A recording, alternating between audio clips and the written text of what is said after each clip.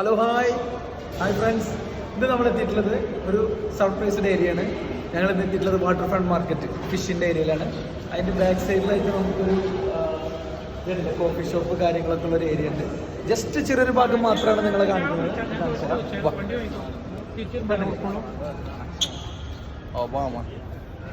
യഹിയ എന്ന് പറയും. യഹിയ അതായത് യഹിയ എന്ന് പറഞ്ഞ ഒരാളുടെ പേരാണ്. ആളുണ്ടാക്കുന്ന ഒരു സ്പെഷ്യൽ മാരിനേഷൻ ചെയ്തിട്ടുള്ള ഒരു മസാലയാണ്.